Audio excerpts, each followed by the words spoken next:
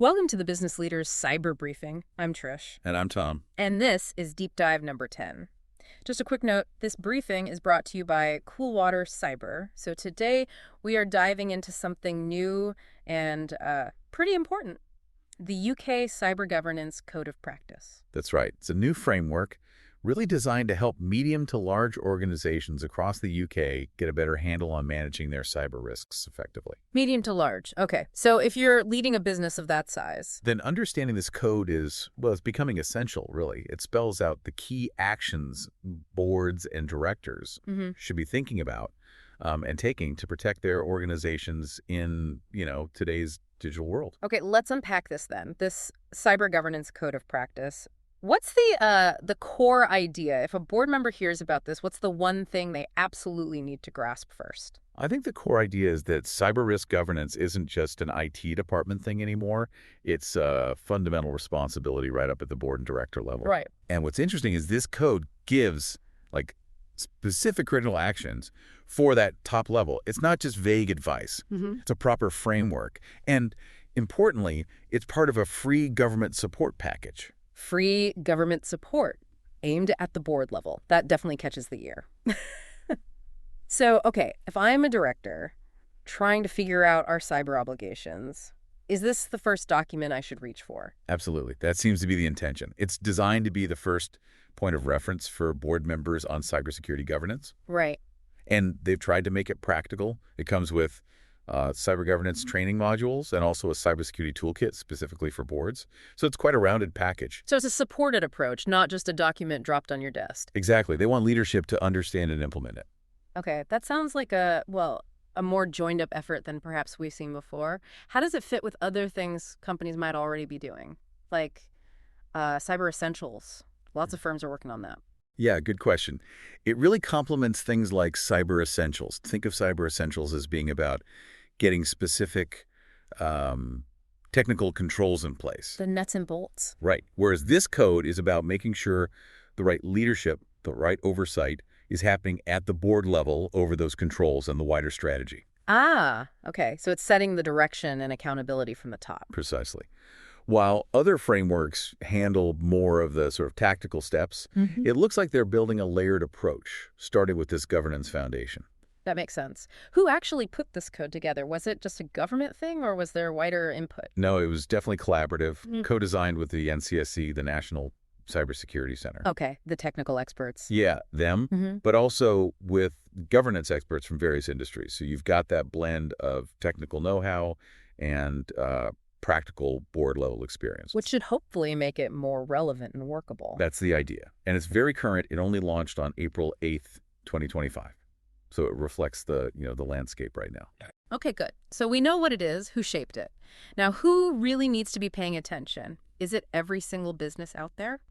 Well, the primary audience is boards and directors of medium and large organizations. That's public and private sector. Medium and large. Yeah. Now, that doesn't mean smaller organizations should ignore it. The principles are still valuable, and they are encouraged to, take a look and maybe implement what makes sense for them. But there might be other guidance more tailored to small businesses. Exactly. The NCSC website has specific guidance for smaller businesses that they point towards. Okay. So if you're leading a large or medium company, this is squarely on your radar. But just to be clear, this isn't for the IT manager to sort out on their own, is it? This is higher up. Absolutely. It's not about the day-to-day technical stuff. The real shift here is the focus on the board understanding and owning their responsibilities for overseeing cyber risk. It's about leadership accountability. Right. Okay, we've got the what and the who. Let's hit the big why. Why now? Why this code? What's the fundamental issue it's trying to solve? The fundamental issue, I think, is this gap. Digital technology is now, completely critical for most UK businesses, right? It runs everything. But often, there's been a bit of a disconnect at the board level. Maybe not fully understanding or effectively overseeing the risks that come with all this tech. And when that oversight is lacking, especially with cybersecurity, the consequences can be pretty nasty. Oh, absolutely. Huge. Cyber incidents can cause massive financial damage, the business disruption, loss of income. Reputational damage, too, I imagine. Definitely. Lost customer trust if data gets breached. Plus, huge costs for recovery, legal fees, maybe fines.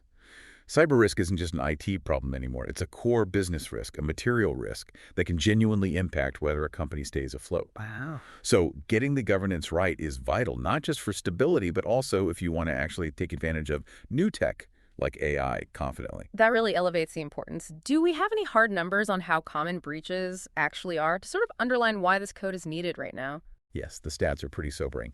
The 2024 Cybersecurity Breaches Survey, it found that half 50% of all UK businesses had some kind of breach or attack in the last year. Half. That's huge. It is. And it gets worse for the target group of this code. For medium businesses, it was 70%, and for large businesses, 74%. Three-quarters of large businesses. Yeah, and two-thirds of high-income charities, too. So these figures really shout about the need for, stronger governance and more proactive leadership. They certainly do. Stark figures. So this code didn't just appear out of the blue. It sounds like a response to a clear need, maybe industry asking for something like this. That's right. It followed an industry-wide call for views back in 2024. The government gathered feedback and then published its response in January 2025, leading to this code. So it's grounded in what businesses were actually saying they needed. Okay, the need is clear. Let's get into the nitty-gritty then. What are the key action areas? What does the code actually ask boards and directors to do? It breaks it down into 5 key areas. First up is A, risk management. And this isn't just ticking a box saying, we thought about cyber risk. It means really identifying and prioritizing your critical tech, your critical information, your key services, what really matters. Knowing what you need to protect most. Exactly. And then, crucially, assigning senior ownership for those cyber risks and making sure they're baked into the company's overall enterprise risk management, not kept in a separate IT silo. Right, integrating it. Yeah. Boards also need to define and communicate their appetite for cyber risk. How much risk are we willing to accept? And have a clear plan to stay within that appetite. Makes sense. What else under risk management? It also stresses looking at your suppliers, assessing their security, ensuring your supply chain is resilient, and doing regular risk assessments that consider everything changes in your business, new tech, regulations, the threat landscape. It's continuous. That sounds pretty thorough for just the first area. What's area B? Area B is strategy. So moving from understanding the risk to having a plan. This is about developing a proper cyber strategy that's actually aligned with the main business strategy. Cybersecurity shouldn't be an afterthought. It needs to support the overall business goals. So not just a tech plan, but a business plan that includes tech security. Precisely.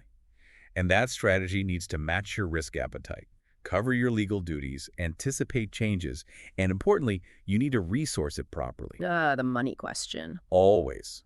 You need to allocate enough resources to manage the risks you've agreed on, and then check that the strategy is actually being delivered effectively and, achieving what it's supposed to achieve. Right, ensuring it's not just a paper exercise. Okay, that's strategy. What's area C? The area C is all about people. Because tech is only half the story, isn't it? Usually the easier half, some might say. Could be. This area is about building a positive cybersecurity culture throughout the whole organization. Clear accountability, top to bottom. Culture change, that's always a challenge. It is. But it needs clear policies to back it up.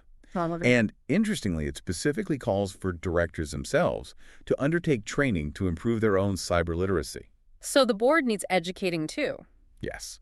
And then ensuring there's an effective ongoing training and awareness program for all staff, using metrics to see if it's actually working. It's about shifting people from being seen as the weakest link to being a key line of defense. Which requires that top-down cultural drive. Okay, people covered. What's area D? Area D is incident planning, response, and recovery. Basically, being ready for when things do go wrong. Because they probably will at some point. It's a realistic assumption, yes. So this means having a solid documented plan to respond and recover if a cyber incident hits your critical operations. And not just having a plan, I assume. No, you need to test it regularly. At least annually, the code says. Involve internal teams, external partners if needed, and then critically learn from those tests and update the plan. Practicing the fire drill. Pretty much. It also clarifies the director's roles during an incident.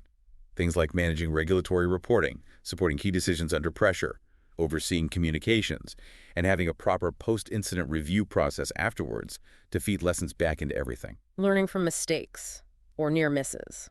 Okay, that's incident planning. What's the final area, E? The fifth and final one is E, assurance and oversight. This ties it all together from a governance perspective. How so? It's about setting up a clear cyber governance structure embedded within the wider company governance. Clear roles, clear responsibilities, including specific executive and non-executive ownership for cyber. So someone on the board is formally responsible? Yes, and the code requires formal reporting to the board on cybersecurity at least quarterly, using meaningful metrics, agreed thresholds, all linked back to the strategy and risk appetite. Not just a flood of technical data they can't understand. Hopefully not. It also pushes for regular, meaningful dialogue between the board and senior execs like the CISO, and integrating cyber into internal and external audits. Plus, making sure senior leaders know about relevant regulations and best practices from other codes too. It's about creating that continuous loop of reporting, questioning, and verifying. Exactly. Not just getting reports, but fostering real understanding and conversation at the top. That's a really comprehensive set of actions across those 5 areas. It sounds like a very structured way for boards to approach this. You mentioned earlier there are supporting resources. What kind of help is available? Yeah, there's quite a bit. There are specific cyber governance training modules, one for each of those 5 areas we just discussed: risk management, strategy, people, incident planning, and assurance. Okay, targeted training. Right. And there's also a cybersecurity toolkit for boards. This sounds really practical guidance on things like identifying your critical assets, managing supply chain risk, embedding cyber across the business, understanding threats, implementing measures, navigating regulations, building that culture, growing expertise, planning for incidents. Wow, that sounds like a pretty detailed toolkit. It does. And there are other bits too, like a specific guide for CEOs on responding to incidents and sets of key questions boards should be asking. So lots of support to help translate the code into action. It definitely sounds like they're providing the tools to go with the requirements. Absolutely. And it's worth noting the government is actively monitoring how well this code is being adopted. They're asking for feedback via a survey too. So they want it to evolve and stay relevant. Seems that way. It shows a commitment to making it work in the long run. So really, this new UK Cyber Governance Code of Practice, it feels like a pretty significant step for medium and large organizations here in the UK. It's about properly managing cyber risk and, ultimately, building a more resilient business. It certainly sounds like it. Understanding and implementing the UK's Cyber Governance Code of Practice is clearly a crucial step for business leaders today. And just to reiterate, Cool Water Cyber can help your firm understand and implement this new code, ensuring your organization is well protected in the face of these evolving cyber threats. Thank you so much for tuning in to this deep dive.